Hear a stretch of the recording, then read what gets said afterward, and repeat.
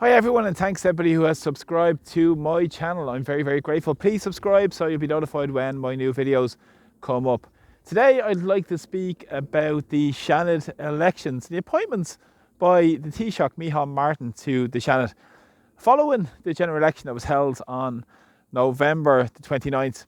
Within 90 days, a Seanad election has to be called. Now, this is an elitist, exclusionary institution that is really not fit for purpose, and that is putting it very, very mildly, because what's interesting with the Seanad is that it's completely outdated, and this follows on from the inception of the Irish Free State, where they followed on with the British House of Lords, the same with the Irish Constitution as well. And again, it's similar in terms of makeup to that, in terms of the people in society who get appointed to the Seanad.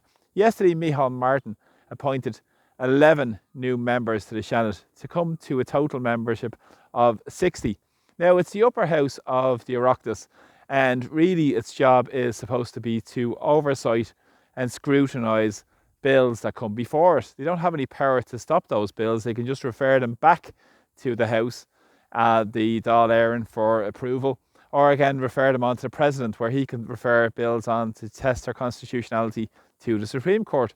Now, what's really, really interesting with the Seanad in terms of the appointments is the important undemocratic nature of it, because 43 are elected, inverted commas, elected through the vocational panels, and a lot of them will consist of TDs, senators and councillors, so voting for themselves effectively.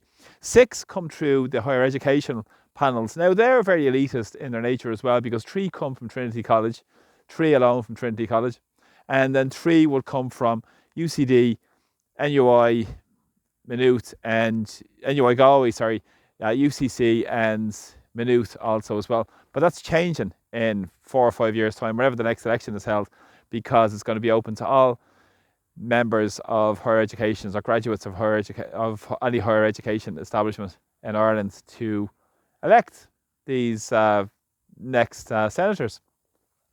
But as I said, it removes the vast majority of people of Ireland from discussing and getting involved in scrutinising bills. And back in 2013, there was a referendum that was just barely passed to keep the Seanad in place. Of course, Enda Kenny at that time said he was going to abolish the Seanad, and they were beaten in that referendum. But 85% of people subsequent to that wanted a clear reform of the Seanad. Now, that hasn't happened, because it's just really a talking shop. And as I said yesterday, there was 11 appointments by the Taoiseach. Interestingly enough, 6 were Fianna Fáil of Micheál Martin's party, and 5 were Fine Gael. Now, let's go through a number of these appointments, and let's talk about their political history.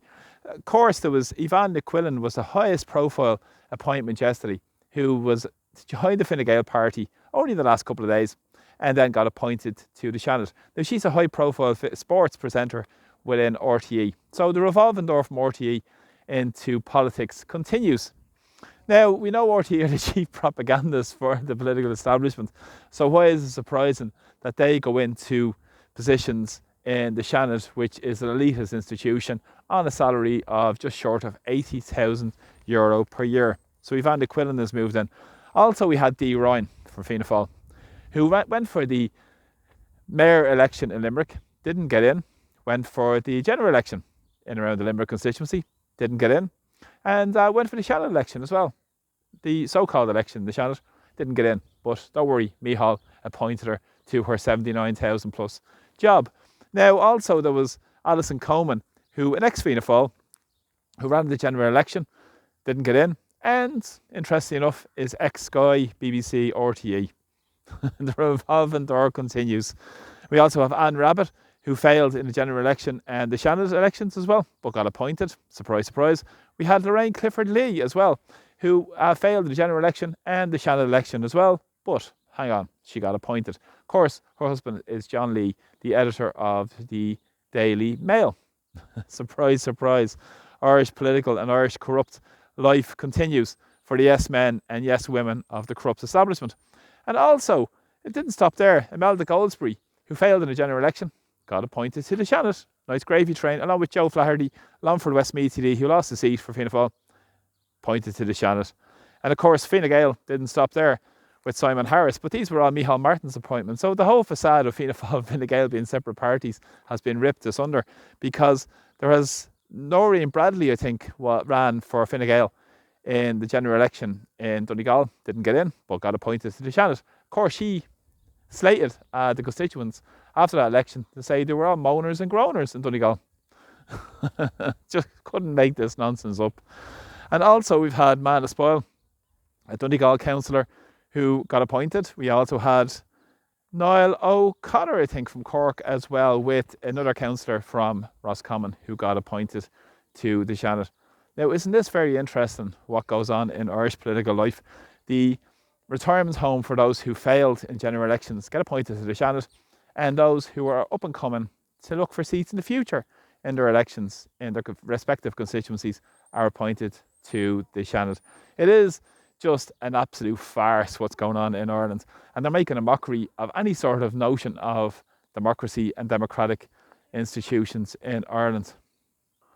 And this is what's really important with this, is the fact that this institution is just as archaic, elitist, exclusionary as you would see across the water with the British House of Lords, where they have their peers and their family relationships. They get into positions of power and affect next to no change, rather than having a proper institution of citizens, representative of all people across society, who would scrutinise and hold these politicians to account.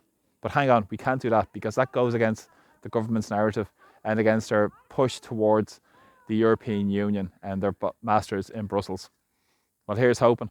So thanks for the support on my videos, really appreciate them, and please subscribe to my YouTube channel. Thanks a lot and take care. Slán.